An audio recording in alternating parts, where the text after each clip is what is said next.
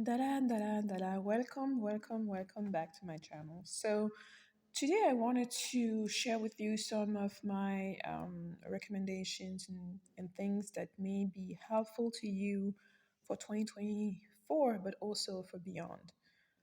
Some of those things I've already started talking to you about it for the past few years.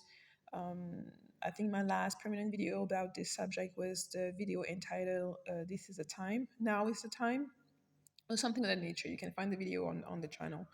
But the point is that if you've looked back at the few couple of years that we've been through, we are currently in a transition phase. So it's important for you to prepare for what's to come. And as I often say, before things start getting better, it often gets first worse. And of course, it always gets worser or even worse for people who are not prepared. And this is also what I've always shared with you with this spirituality path is that spirituality is not you developing your spirituality or developing yourself and your becoming a better person or growing spiritually or learning new things, understanding new things is does not mean that you're not going to get any challenges. It just means that you're going to be better equipped to face those challenges. But everybody's going to get challenges. Everyone, no one is exempt. But when you see people who are going through challenges and they make it look easy, it's not because it is easy, it's because they are more well equipped to face those challenges. So that's what makes it looks easy. And also sometimes they may have tools, using certain tools to help them get through a difficult time. It's always easier to get through a hard time when basically, for example, you just lost your job and you had savings, you had other income streams. So even though being unemployed is a hard situation, it may look easier on certain people who were prepared for it. The same thing if you have a breakup situation and you have some self-care tool to help you get through. It doesn't mean you're not going to be sad. It doesn't mean you're not going to feel the pain. It just means that the way you're going to look at it, you may not be having, desperate thoughts because you're a little bit more prepared, because you know this is a situation that's just temporary. This is a feeling that's just temporary, that eventually things get better. So the whole point here is like when you have proper tools to help you get through things, well, you're better equipped to face them. And so this is why when we say there are people who never thought about, ending anything, about transitioning, anything like that, when they're faced with challenges, is because they have other tools that enables them to look at the brighter side, that enables them to look at the light at the end of the tunnel, or to just know that there is a light at the end of the tunnel, or to know that this, whatever you're going through, is just temporary. And those are, it's a state of mind, it's a mindset as well that enables you not to go to the extreme and to focus on things that serve you, to nourish yourself, to be able to use your discernment even when the situation is very hard. So I've always said quick, there are no quick there are no quick fix things. Any tools that you find is to help you deal with a specific situation. And depending on the intention that you do have towards other people, towards yourself, that's going to have an impact on the result that you're going to get.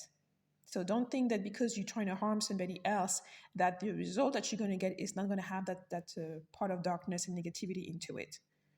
And basically, that's been the outtake on my channel, anyways. So anything that I do share with you, I try to share things that are not harmful to you, things that you can use, even though you don't necessarily even though you may be a beginner, for example. Okay. So basically, let's get started because I try to make a list of a few things, not to make sure I didn't forget anything. At least, maybe I probably left out some things, but I think those are the most important things that came to mind that I wanted to share. They're not placed in any, it's not an order of importance. So basically, you go through them and you see which one you need, which one you need to focus on, which one you need to work on. Maybe some of you got most of it down packed because I know some of you are advanced, some of you are focused on that path. But also, some of you just found the channel. Some of you are maybe new, brand new. Maybe you're waking up with me, you don't even know what I'm talking about. So as I go through those different things, there may be things there that you may want to research, you may want to explore further. And any of the things that I'm sharing with you are things that, if you explore them and if you understand what I'm saying, then there's nothing here that will harm you. And I think it's important for me to stress that, because, and I may make a different video on this, because there are certain things that you need to be aware if you're using things that from other people, from things online, and you don't know what you're doing. It's important for you to be aware that if you don't know what you're doing, but that means there are things that you don't know. For people who are more advanced, I don't really need to tell you guys that. You probably already know, or you probably had to learn the hard way. But that's a video for another time. So also, I just wanted to say also a quick welcome to all of the new subscribers. I hope that you browse through the videos and that you find things that will be helpful to you in your journey. And of course, if you do have questions, leave them as comments or send me a message and I'll try to get to you. It's certainly that 2024 is going to be a very busy year for me. I'll make another follow-up video on that as well, just to keep you guys posted.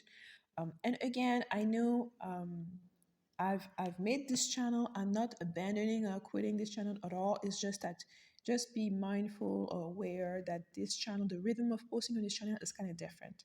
When I'm called to do something, I'm gonna do it, just like you saw the nightmare series. It was few clients that were dealing with nightmares, and I thought like packaging this in a series might be helpful for even other people who are dealing with some of those things.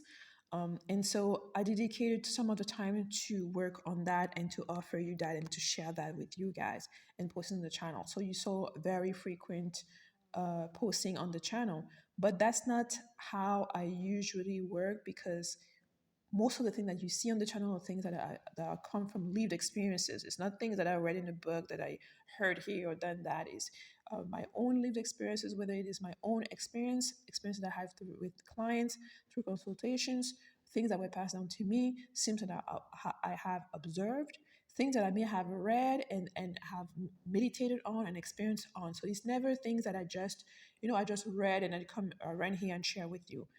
There are bits and pieces that are like that, but usually when it is the case, I will mention in the video, I just read about this. That means I don't have any personal views or any personal experience on this subject. I'm just sharing that with you in case someone else is on the same path. Okay? So, anyways, if you do have questions and things like that, just leave them after below the video or as a comment, and I'll try my best to get to them when I do have the time. Now, for the first point deals with move to the place you need to be. Move to the place you need to be. This means not move to the place where you want to be, but the place where you need to be. And stay with that thought, stay with that question, and ask yourself, where do you need to be? Not where you want to be, nor where you would like to be. Where do you need to be? And the follow-up question to that would be, and why? Why? What is the difference for you from a place where you want to be versus a place where you need to be? And I'm not going to have the answer for you. This is something that you need to be, to spend time with, to assess, and to have clarity on. If you're already where you need to be, some of you probably already are, then great, you can check that on and move to the next.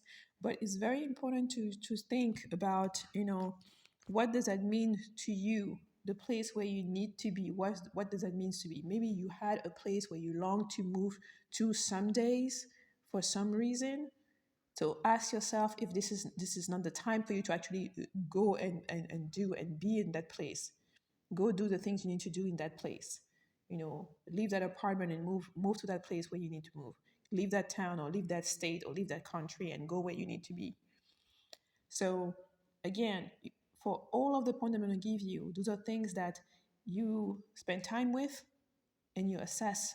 Is this a question that resonates to me with me? Is there something that I need to assess in my own environment where I'm actually at a place where I shouldn't be? And a lot of the things, guys, if you are a place that you shouldn't be, that's not where you need to be, Some of the clues that you get that you shouldn't be there is because if you're going through a lot of suffering, the environment is hostile to you, those are the things that you need to take in consideration. If every day is a struggle in terms of even just the environment, the people that are around in your neighborhood, in your building, are nasty to you for no reason, you're trying to be nice to those people, the environment is hostile to you, is nasty, you can focus in that building, you can focus in that neighborhood, that's probably not where you need to be. That's probably where you are right now because you think that's the only solution. But I promise you, if you start putting into your mind where do you need to be and the reason why, you need to be a place that's peaceful, a place where you can grow, a place that you can have more creativity, where you can be more productive. And if that place is not where you are right now, you should be looking where is that place. So sit with that and spend time. It's very important that you spend time, especially if when you're thinking about this point and saying, I don't know where I need to be, then sit with that and ask those follow-up questions. If you don't know where you need to be, think about the current environment and everything that doesn't serve you in this particular environment. And start looking at what you desire to do, who you desire to be. Where is that person? What place is that person living? That will start generating in you some of the clues that you need in order to get you to reach to where you need to be. And I know there's a saying that everyone say you are exactly where you need to be because this is part of your path. Yes, it is part of your path. But in order for you to continue along the path, this is a question that you need to ask yourself. In order to continue, you don't want to be stuck, especially if where you are stuck is not a pleasant, is not and pleasant in the sense that an environment that serves you, that helps you grow, that nurtures you, that helps you. Everything is not going to be great all the time, but it has to be conducive most of the time for you to be there. Okay, so that was the first one. Move to the place you need to be. Now, number two is become more self reliant when it comes to your food. In this, it means that first you have to understand that going to the grocery store, buying food, I mean, the past couple of years have shown you that this can be cut off at any time. The grocery store could be closed, and you should have a way to continue being resilient if those stores were to close. So this means that the number one thing, the number one approach, will be that you start growing more of your own food. And that will depend obviously on where you live. Eventually, if you have a backyard or a front yard, you can use it to grow more vegetables, more fruits, whatever you need to eat. Even if you start slow with, growing a few tomatoes or growing a few this, if you live in an apartment, there's no excuses. You can grow things within your apartment. You can grow things on the balcony. For me, I used to grow stuff in the backyard, not in the front yard, but in the backyard. We used to also have stuff on the balcony. We also used to have a lot in a community garden. And even if you start small with things that are easy to grow, like peas and things like that, you can grow in your apartment inside, indoors, things that may be enough to sustain you so that you don't have necessarily, that you don't need to, that you're more on the path to relying less and less on the grocery store. So okay, so number two is be more self reliant when it comes to your food, to the food that you eat, the food that you need, that your body needs in order to thrive and to function well. So this means that your first option, if you were going to go straight to the heart of the matter, how we say, is that you start growing more food on your own, or at the very least, you start learning how to grow more food on your own. And you don't have to go all big. You can start small with few things, few items that you grow within your apartment, within your home, in your backyard, on your front yard, on your balcony. Or if you're lucky, you can also look for a lot in a community garden. And I've done all of those things. I've grown food in my backyard. I've grown food on the balcony, indoors with us in pots. I've grown food. We At some point we had a community garden, a lot in a community garden as well. So just so that it makes you a little bit less reliant, a little bit more resilient on your own in terms of your own food. Um, and there's really no excuses whether you live in the Florida or you living in Seattle. We were living in Canada and the winters are horrendous. It's probably was almost 7 years, 7 months of the year. It's snow, rain, and cold. So no excuses, meaning I've grown potatoes, starting them indoors, and they've done very well. In fact, I've grown bok choy. I've grown so many things indoors, so the winter was not an issue for you to grow food.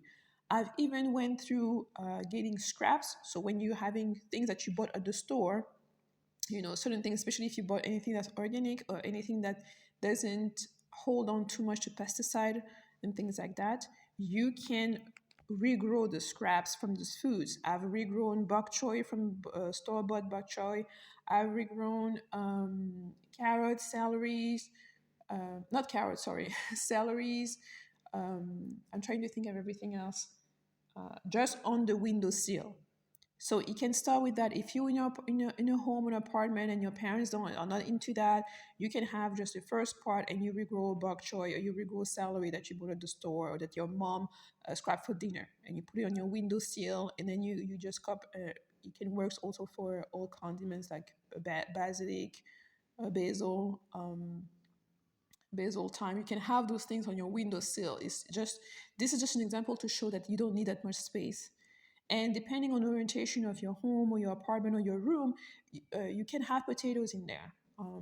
I remember that for the balcony, the orientation of our balcony was not ideal.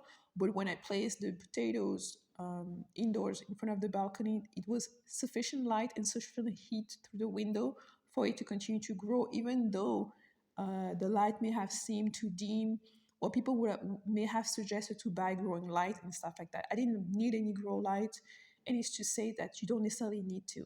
And if you have questions on that, there's plenty of video on YouTube of people who have been doing it for years and years and years of growing food on the balcony, growing food in the basement, even depending on if you have a windowsill, and people who don't have super equipment, who are not using grow light, who are not using any of that.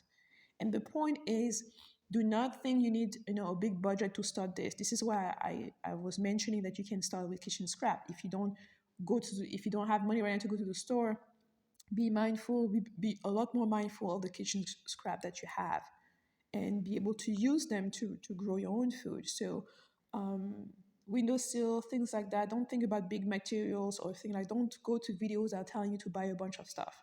But what you need is a pot, sometimes even a carton or a box where you can have the soil in, and where you can put the seed in or the scrap or whatever else you're trying to grow.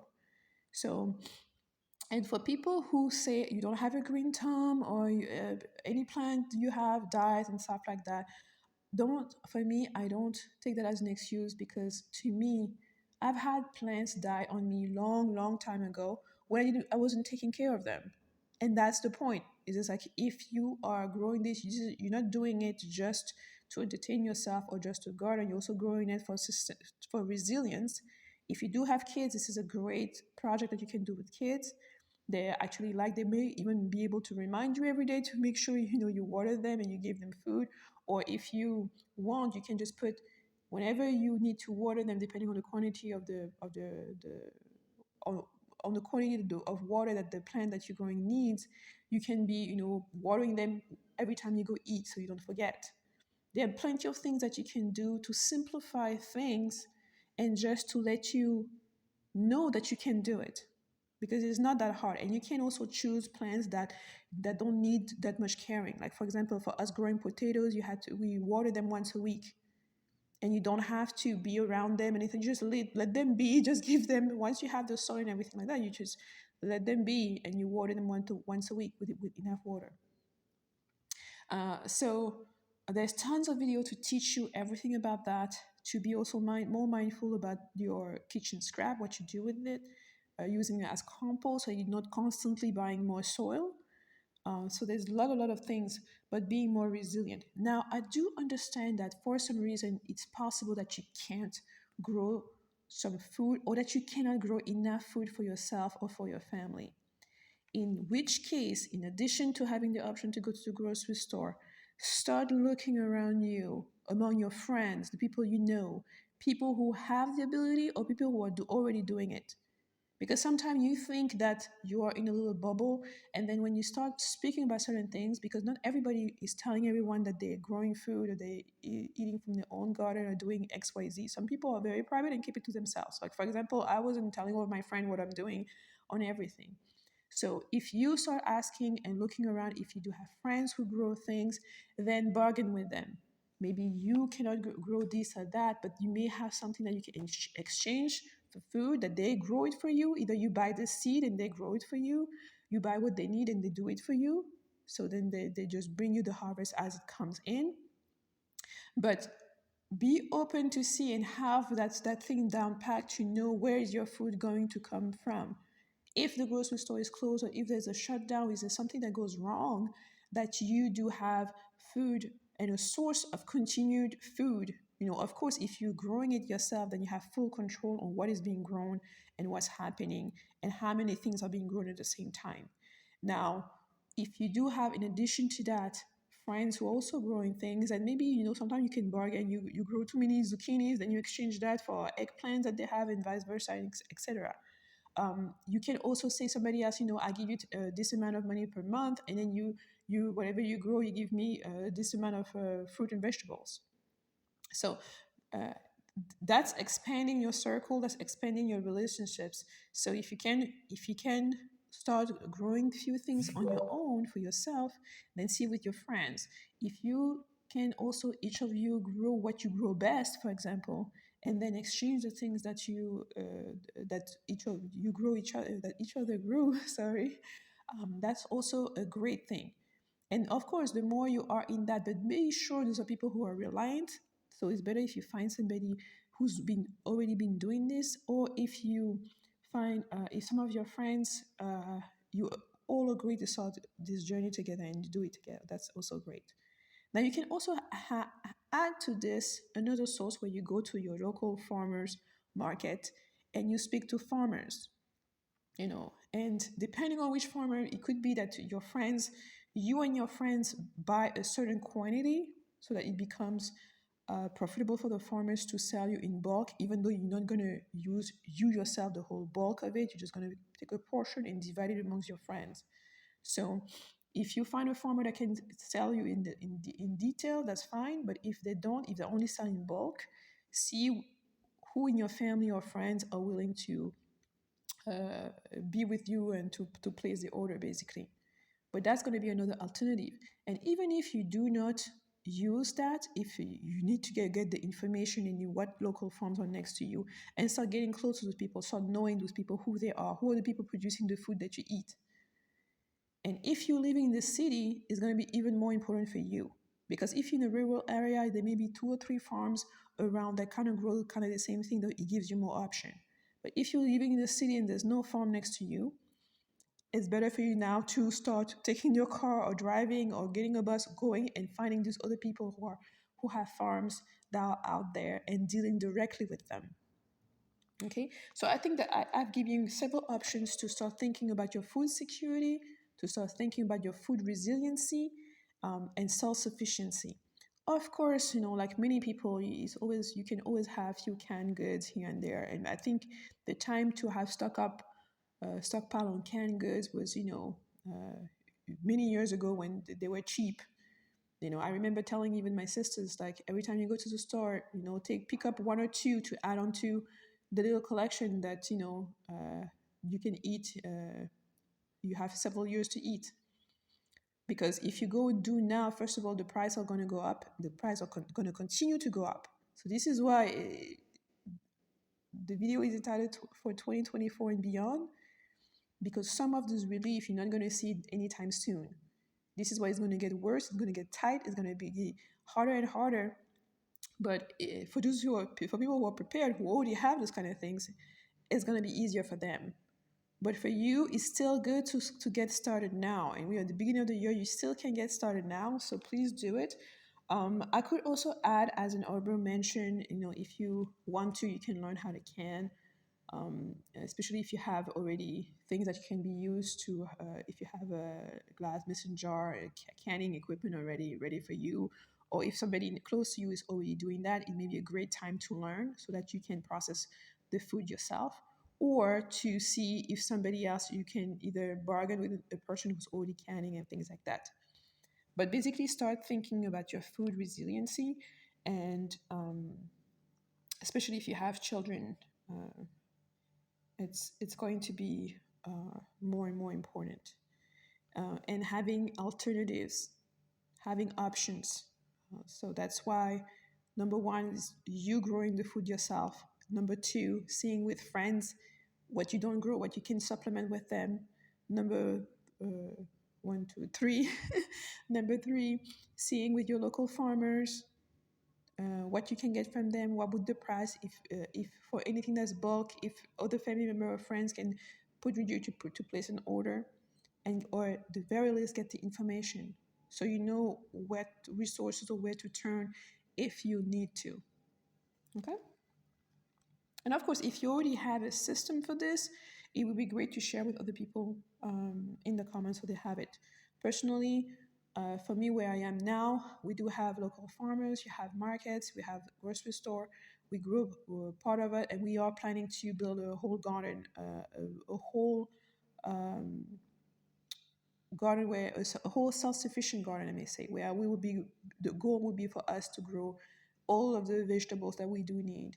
um, Fruits is going to take a little bit more time, but we do already have fruit trees on the land, so we don't really worried about that. And there's a lot where we are, there's a lot of there's still a lot of mangoes and pineapple and stuff, and, even though the price are also going up where we are, it's not as expensive as in the US or Canada or anywhere else. So we can easily manage. But we are still aiming to have a complete to be completely self-sufficient in terms of our vegetables. Okay, vegetables, and eventually later on meats and so forth, meat and eggs and meats and stuff. Okay, so now on to point number 3. Work on developing your intuition and using your discernment. And I think I cannot stress this enough because I've done videos on intuition, on how important it is for you to get in tune with your intuition, to calibrate your intuition, because a lot of people will say, my intuition led me to do wrong things. And I'm going to be telling you that that probably wasn't your intuition. Um, because in my experience, even working with other people, your intuition is the voice that provides you with information. It's not telling you what to do. It provides you for information, even if the information is just saying you shouldn't be going to that party. When everything else seems so great and seems so right, oh, it's my best friend's party, I gotta be there, stuff like that. But inside of you, there's that little voice that says you shouldn't be going. And that voice is not insisting, it's not threatening you, it's not telling you because XYZ, it's just giving you that information. You shouldn't go there or don't go there. And the way you calibrate your own intuition is that maybe a couple of times you do not follow it and you see what happens. You see what event or whatever thing happened at that party that you were being advised not to go. Or you follow the voice and you see when you didn't go to the party what happened to the people who went. What happened to you the same night when you didn't go to the event. So if your intuition is not getting you to be where you need to be, you know, and avoiding you to be at the wrong place at the wrong time, you often hear this thing: people who are at the wrong place at the wrong time with the wrong people.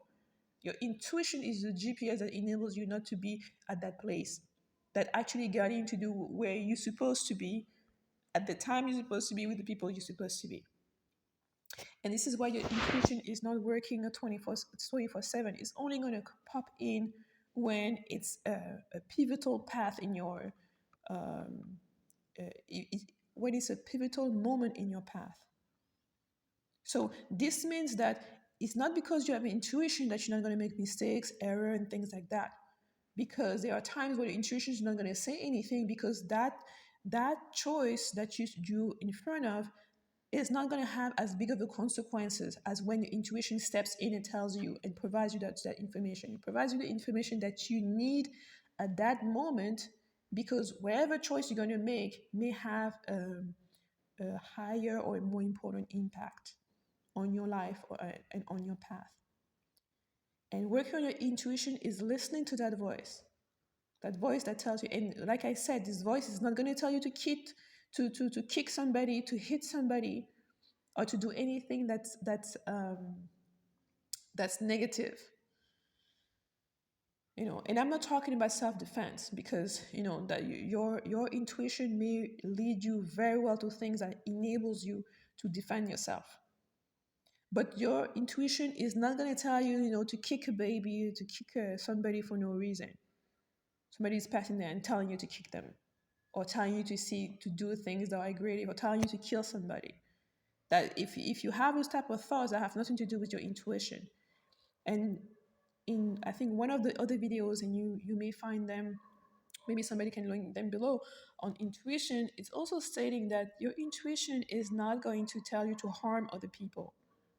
Your intuition is there to guide you on your path, and is trying to lead you closer to where you're supposed to be, closer to where you're supposed to go. Now, I don't know where you're supposed to go or where you're supposed to be. That depends on you. You need to take the time to know what kind of person you are, what kind of person you want to be, and the gap in between, so that you can stay on course.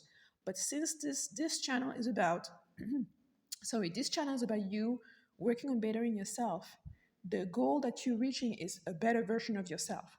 So your intuition and whatever your intention is not going to be leading you to do things that are going to be against you becoming a better person. And when I mean a better person, not somebody who has a lot of information and scams and hurt other people along the way. Because I've always said, for you to be successful, you don't need to hurt anyone. You don't need to step on anyone's toes. You don't need to crawl on anyone else's. Um, so, uh, developing your intuition, and I'm not gonna, unless you guys ask me to, but there's already tons of videos on how you can develop your intuition safely by doing basic things. You can put two different cards and try to guess what's in behind the cards, not because you're seeing with your eyesight, it's because you're looking at the wisdom that's within you. Closing your eyes, meditating, uh, asking questions to yourself, to know yourself, and to start being able to hear that voice. If you're the type of person who say you never hear your intuition, you never got any insight, you never got any hunch of what to do, when to do it, no matter what, no matter even the situation that we're in danger or difficult situation, because most people, even in difficult situation where they chose wrong, most of them can go back to that moment and tell you that they felt that they shouldn't have done this, or they shouldn't have been there. Now, if you're one of those people who say, no, I didn't, I had no clue, I didn't know, then maybe that there's so much going on in your head, so much fear, anxiety, or whatever else is going on in your head, that you need to meditate first in order to clean up the mess, to clean up all those voices, to basically itemize the thoughts that are in your head and empty your mind, basically. Put anything that needs to go in the trash, put in the trash. Anything that needs to be addressed, meaning that if you have thought about anxiety of financial issues and stuff like that, that means you need to sit down and see how can you address those financial issues, so that you're not constantly thinking about them in the background while you're doing something else. And the only way for you to know what's in your head is to take the time to meditate, to take the time to be quiet and silent and observe and close your eyes and go within and see what's in there. What kind of thoughts are in your head when no one is looking, and when you are not doing anything else. Because believe me, if you sit down and you have all kind of thought, that means those thoughts are there while you're working, they are there while you're cooking, while you're playing tennis or doing other things. They're constantly there. You're just not aware of them, because you're captivating by everything that's going on outside. So by meditating, you're able to go back in and see what's in there and get rid of the things that you don't want. But make sure you replace everything that you get rid of, you replace them by thoughts that you want to be there. So that's when you place your intentions, you place your goals, and you place the things that you like, basically. And it's not going to be easy. Any of the points that I'm giving you is not going to be something that you can fix in 1 day or two. It may take you time, and be graceful with yourself with that. If it took you 30, 50, or even 20 or 19 years to be where you are, it may take you a little while before you can fully start switching, building new habits. Because we say most people it takes 21 days to build habits, but for some people it takes much longer. As much as for some people it can be done quicker, but it's at least 21 days for the average person, but it can take a lot longer for other people depending on what you've been doing for the past 19, 20, 30, 40, 50, or 70 years. So that's what's that. Point number three: start working on your intuition and being more serious basically about your spiritual practice, because your intuition is also your link to spirit. Is one way that your own soul can speak to you, can advise you on certain things, can provide you information to do certain things. And your soul is not like your spirit guide. Your soul is not going to tell you you must do this, you must do that. Your soul is just saying this is a very important information that you need to have, because that moment is a pivotal moment, is an important moment on your path. And like we said, as you go along, the decision that you make every single day is what builds you up to define your character. So, if that one time you decide your friends are doing something bad and you decide to look the other way, then that decision that you make may shape your character, may continue to shape your character. And the more wrong decision, or the more bad decision that do not benefit you, or harming other people, the more of them you're doing, and the more this is the person you're going to start looking at. This is the person you're going to start becoming. So, um, so your spiritual practice basically is just you consciously setting time to connect with your own spirit. And of course, this will also include spending time to connect with God, the divine, however you want to call it, the larger force that's in there. And for those who don't believe necessarily in God or whatever, there is a life force that's within you, and it is this life force that enables you to wake up every day. Without that life force, sorry, you wouldn't be able to wake up. So that was number three: work on developing your intuition and being serious about your spiritual practice. Number four is related to that, because number four is work on your character. Aim to be a better person each day. And number four actually is linked to all of the points, that I'm speaking to you about today. Because if you're not trying to be a better person, you're trying to scam, use other people, you may not move, you may not end up moving where you need to be, because you're going to be too focusing on trying to harm this person or that person instead of being on your own path. You're going to be meddling with other people's path. Um, Also, the same. If you are not trying to be a better person, but you're trying to manipulate, to scam other people, well, you're not going to find people to partner with you in terms of being more reliant for food or for other things that other people could provide to you. And ultimately, if you're not trying to be a better person, then that means you're certainly not listening to your intuition, or your intuition has been flipped so far that you're doing everything that's opposite, or that your character now is so negative that your own intuition now is showing you negative things to do, or negative options to do. So that's why it's important to know that building your character is an essential part to it. You will only see the fruit of who you are. So the action, the thought that you have, gonna be reflective of the action that you're going to be doing. So what you think is what you're going to be doing in the future, and what you're doing is going to be also showing who you are to other people externally, and all of that is related. And if you don't have a spiritual practice, and you don't, for example, see the role of the divine, or your role in the planet, in the ecosystem that you are among other human beings, then you may not be working towards becoming a better person. And again, on this path, just like I am with you, I'm working on myself every day to become a better person. It's not something that's easy all the time. There's going to be days where that decision that you need to make is going to be harder. And this is where we say it's you test your character in difficult situation. When it's easy, this is not when your character is being tested. If you think that you're a good person, the meaning of being a good person, you will know it when you're in a hard situation and you have to make a decision. That's where you're going to truly see what is your true character. And to becoming a good person means sometimes you have to do the right thing even when it's hard. And that takes practice, and that takes also you giving you grace, because it is not something that's necessarily easy, and that you have to take one day at a time. Today you're going to focus on today and making the right decision today. Tomorrow focus on them. So take it one day at a time. It may seem a little bit easier that way.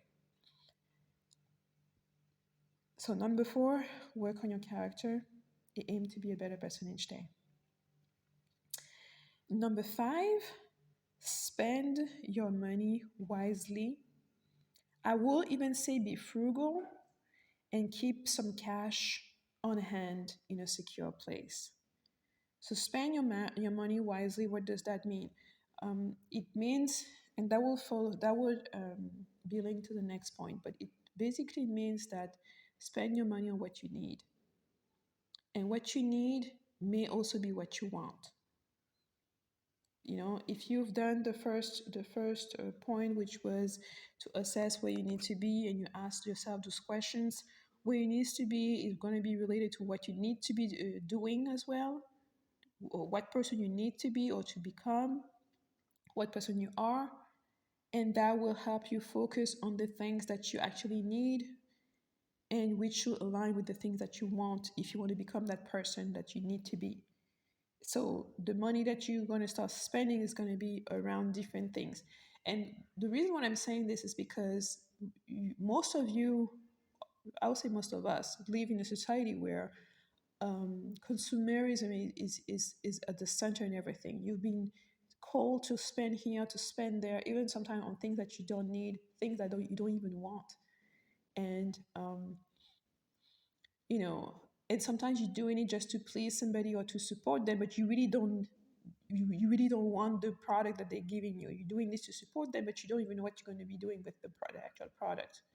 This is calling you to shift your mind and to look at either another way for you to support this person that aligns with what you need and who you want to be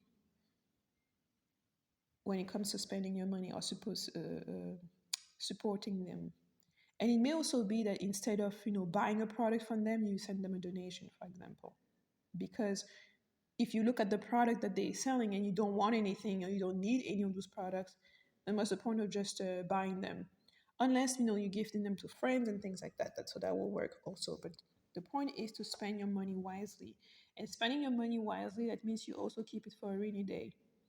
And that you also assess your lifestyle, because especially if you're a young person, I'll say in your 20s or your 30s or even your 40s, um, a lot of money is being wasted going to clubs. I don't know if nobody told you this, but you're paying your entrance, you're paying drinks at an exorbitant price. All of that to be able to be with some friends and dance to some music that you could be dancing on a house party. And I mean, the number of young people who wasted tons of money just in bars or in clubs, and when they look back, they say this, the little 100 or 200 or 300 a week that you're spending there adds up, and at the end you realize that this could have been in 5 years or 4 years of college, or 7 years if you do college and grad school. All that money could have been a down payment on a house, a down payment on a property. It could have bought you, a piece of equipment, fix your car, got you to get a brand new car. So, or a better car. The point is to really look at things that serve you and things that don't serve you. And it doesn't mean because you are spending your money wisely or that you're becoming frugal that you're not having fun. Like I said, in my 20s, I wouldn't go to the club unless it was somebody's birthday or somebody's inviting that there was a reason specific to whoever's friend or family members partying, wanting to go to the club. Other than that, I would not want to go on my own or by myself, simply because it's not the environment that I see to be conducive, whether it is spiritually or even just to have fun. I had a lot more fun going to house parties, hosting, going to friends' parties, cookouts, so forth and so on, with people I actually knew. Even though, even when you go to a house party, there's always going to be a couple of people that you don't know because friends are going to bring friends that you didn't know, etc. But you get the same environment, an environment where you actually know the people that are there, or most of them. They are age appropriate, I'll say also. And uh, the drinks are free. The drinks are free. The company is good. You have the music. You can still hang out. So you still get the fun that you need to get. You don't have to drink if you don't drink, or you don't have to drink to an excessive point, or be in an environment where there are maybe people who are drinking excessively. So that's also something, like, don't think because you're being frugal, that means being careful with your money, that means that it's going to be a boring life.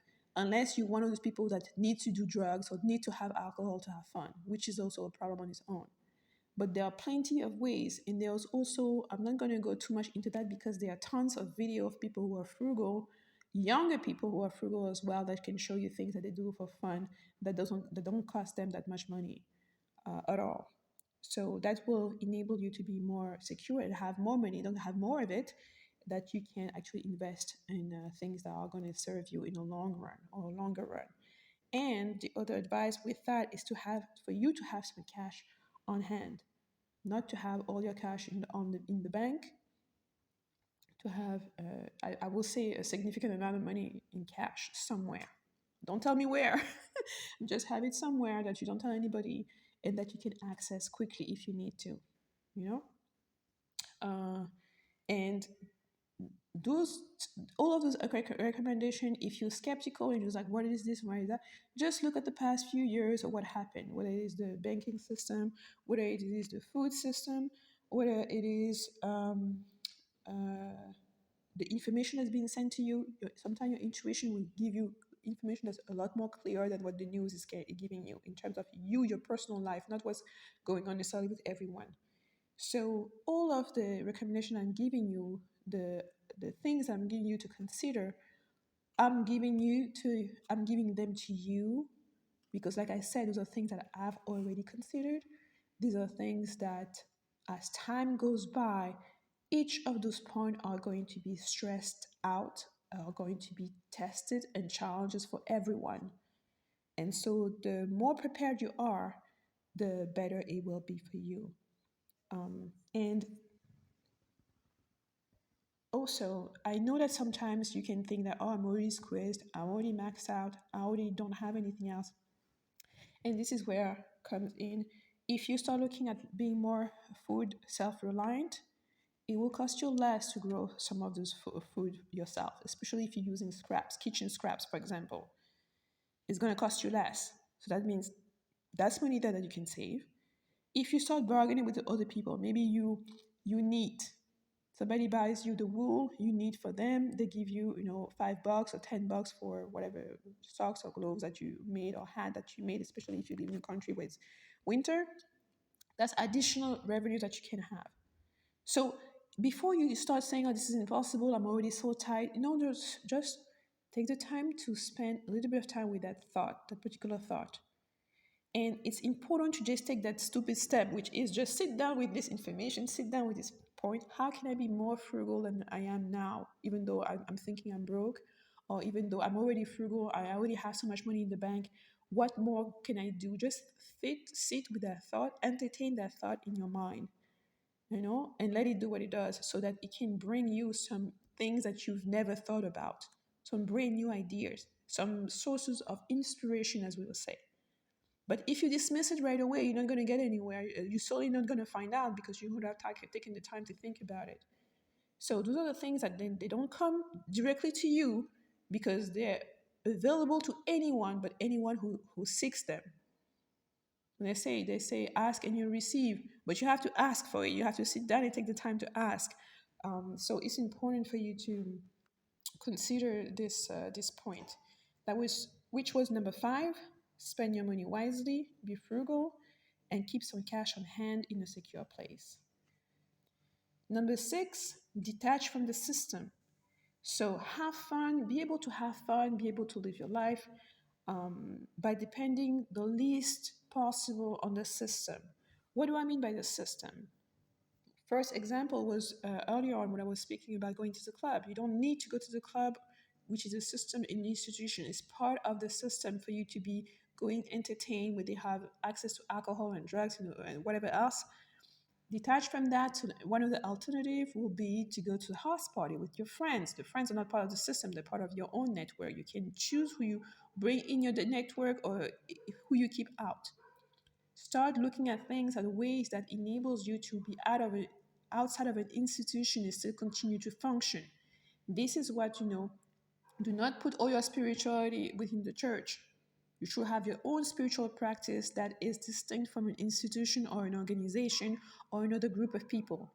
You should have that on your own at home, especially for your spiritual practice, because your spiritual practice is really you. You and your spirit, the spirit that lives within you. You are the spirit that lives within your body. And so you should have that time, that relationship. The same way, if you make time to go to church, the mosque, the synagogue, or wherever, however you do it, if you're religious, you should have that same time for your own personal spiritual practice. And so, as you've seen, if that organization or institution is closed or tells you that you cannot come in because X, Y, Z, or if you don't get this medical intervention, you cannot come in, that you are still spiritually developing, able to continue your spiritual path on your own in the privacy of your own home or in the privacy of your own body. That's what I mean by detaching from the system. It also goes to point number 2, where if you are growing more your own food, then you're not relying so much on the grocery store and the food industry. You can still go to the restaurant if you want to, right? But if the restaurant closes, it's not going to change your life. Your life goes on. You have food to rely on. You don't depend on it. And there are other points that are going to come. But for me, detaching from the system is like the system is there and you can use it because it's there for now. Or, for however long it's going to be there. You can use it, but you have to have other alternative to it. And whatever facet of your life is an institution, you need to see and find alternatives. So, for example, you don't want to go to university, you need to find alternatives to that. Depending on what jobs or profession you want to go to, university may be a requirement. For example, if you want to become a lawyer, like myself, or a medical professional, you're going to have a specific training that's part of the institution. Now, if you don't want that, there are many, many alternatives. And even if you don't necessarily, if you want to be in a specific industry, you don't necessarily need to go through, a university or anything like that. You can also become an apprentice to a lawyer, work at a law firm without being a paralegal or being a lawyer. Because secretaries and clerk do fantastic jobs, and they know sometimes even more than some of the lawyers that are in there. But that comes with experience as well. So just start thinking of alternatives to the system. Itemize maybe the ways you rely on the system. What is your interaction? Things like the DMV, you must go through in order to be able to work with have your vehicle, stuff like that. So there are things that are going to be a lot more difficult to deal with, to erase, or to have alternatives. But an alternative to not having to deal with the DMV will be for you to have an electric bike, for example. You don't have to register it with the DMV. And don't quote me on it because I don't know which state you live in or which country you live in. But for example, where I am, there's no regulation for electric bikes. So if I bought a purchase of an electric bike, it enables me to go around. There are things that I can pull with the electric bike, depending on the distance I want to go through. And I don't have to deal with any authorities. I just have to have my own my permit, and that's it. Okay, so consider that. Consider the ways that you can detach from the system and create and find or create alternatives for yourself. And that's important because sometimes you will say, "Well, I'm looking at this particular issue, and I don't see anything. Nobody has done anything to create an alternative." Well, maybe you should be the first person to create that alternative, and that may become also an additional revenue stream for you. So expand yourself. Try not to restrict yourself or to limit yourself. If there's something that you need that doesn't exist yet, that hasn't been done, See if you can put it to life. And also remember that if you are noticing something that's missing, that no one has done, that could be super useful, don't be pompous of thinking that you're the only person who's going to have this idea. The moment you have that thought, that means that thought is in the ether, and that means it's in the collective. Because it's in the collective, that means it's accessible by anyone else that's looking for this or that's lurking for this. So if you don't act on it, someone else may have the same idea, they may be across the world from you or across the street, and then maybe if they act on it, they'll start implementing it, and then you'll only have your eyes to cry because it was such a great idea. So, and sometimes it's also that you have this idea and you pull it out of the ether for somebody else. If you don't want to implement it, you may be speaking into sharing it with friends, and maybe some of your friends will have the money or the time or the resources or the passion to implement it. So, um, in that light, don't restrict yourself and don't feel like if even if you miss this idea, there may be another good idea that comes in, so long as you're looking for them, so long as you're taking the time to assess and to look for them and to be open to those new ideas, basically this new innovation. But do not sit there blaming blaming others for them taking action on things that they also had. And don't be thinking necessarily that this person stole your idea. Like I said, anyone that's meditating or they're going to the collective can get to that idea. And one proof of that is that I did a little bit of intellectual property and patent with inventors. And there's many cases where there are people who don't know each other. They're across the country in the United States, and that had the same invention, not to the detail, not close to a detail, meaning that sometimes it's the same invention, but they took different paths to put it into place. But sometimes it's the exact same mechanism that they used, but they don't know each other. They had no contact, and we can verify that because they're in different states. They know even people who are online or anything like that. And it was at the time where social media wasn't even present. And that's just an example to show you that anyone can have access to the collective. Even people who are not necessarily, meditating can just have that idea, because the idea is looking for somebody that's open to receive it. And if it comes to you, that means you're open to receive it. But if you don't do anything to it, the idea continues. It's not going to be destroyed by you. It's going to transmute and continue to go to the next person. When you are on a certain vibration, you will have access to everything on that vibration, that particular vibration. But that thing, you don't own that thought. The same way the thought came to you, it can come to someone else. So, yes, be open to detach to the system, be open to the alternative, and be open to creating new alternative if you do not find one or see one. And by the system, I also mean the government. Now, on to number 7, have an alternative to the healthcare system. So this needed is its specific point, because even though the healthcare system is part of the system, government or institution, it deserves its own point, because first of all, there are already alternatives that exist, because from the time of humankind was created, we find ways to heal ourselves, to make sure we were caring for our own well-being, not just physically, but mentally, emotionally, spiritually. And it's going to be more and more important that you have alternative to the current healthcare system. And that's why, even though right now that system serves a purpose, and yes, you need to go there if you have to go there and use it.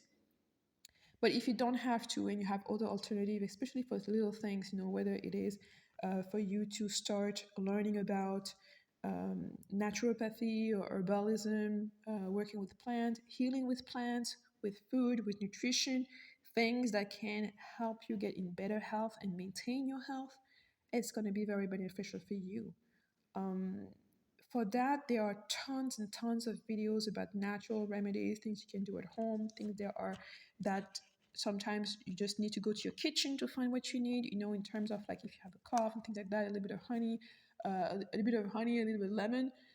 But it could also be things that are a little bit more advanced, like tinctures, and just start knowing about those things.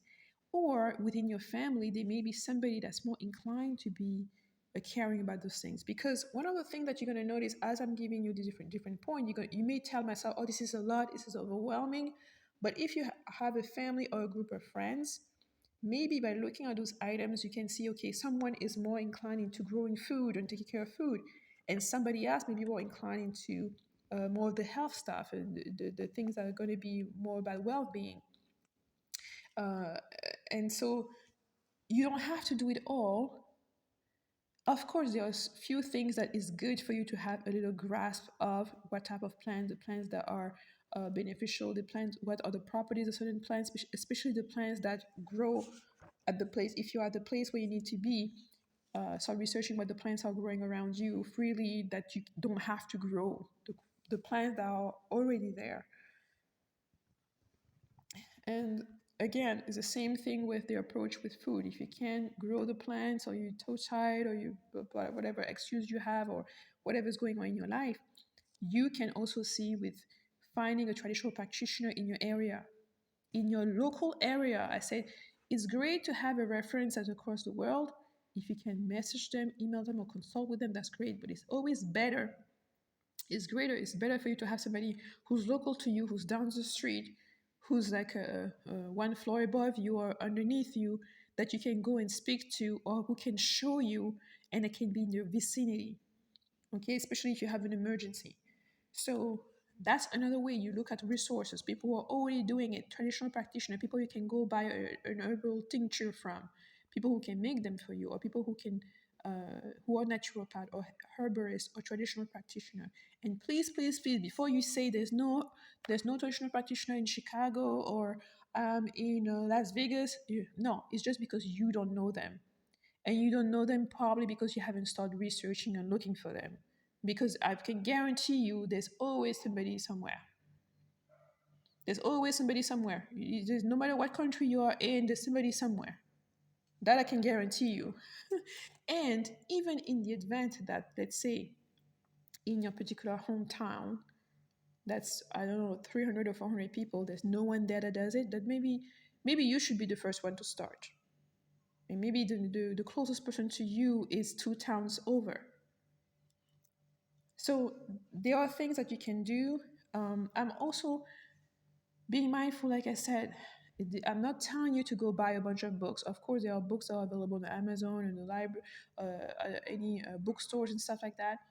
But start with not having to invest any money by going, either online where you're going to get information, you watch videos, you take notes, and take notes or download the videos so you can have access to them when offline, or when there's no electricity. That's why you better take some good notes, or go to the library, local library, you borrow a book, you make copies of the pages that you need or the thing that you want to work on, and you can do that for free. So there are alternatives. There's no barriers. If you're really seeking the information, you have access to the information now.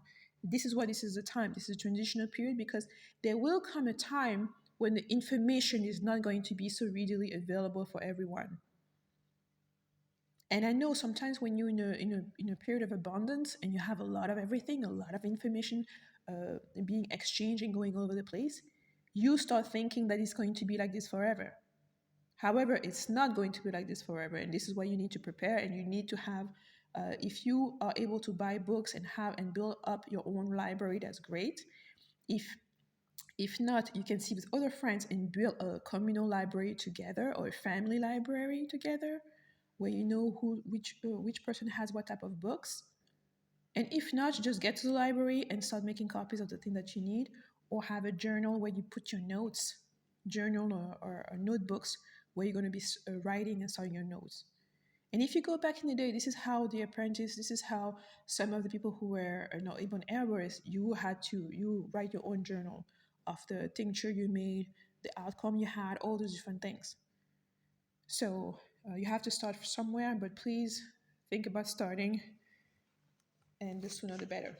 So that was point number 7. Have alternative for your health, to care for your health, for your body, your mind, but also your soul. And I think I'm going to stop here, because these are 7 points, and I have another 7 points or more, I think, that I'm going to be doing in part two. So if you already have questions on these 7 points, please leave them below. If you have tricks and things that made your path easier, if you master one of those paths and want to share, or you want to be a reference for people who are in your area or your state, you can also let them know. I think this may be very helpful for people in the comment section to know that, if you know practitioners, if you also do know practitioners that don't mind having the information being shared here, you can also either message me or put them in the comment section. I think it's very, very important in terms of having local practitioners or local resources that people know. And of course, there are many YouTube channels about farmers, homesteaders in different areas that have different things to offer. We know that, for example, in the past 2 years, there were some homesteaders that were giving out, eggs for free to other people when they had a surplus, and that's the place that you want to be in. When you are prepared, when you're resilient and you self-sufficient, you are able to bless other people with that abundance as well. Um, whether it's family, friends, or neighbors, or people, or member of your community, and that's kind of the goal, so that you get prepared, so that you're able to help other people as well. So hopefully that was great for part one, and I'll see you in part two.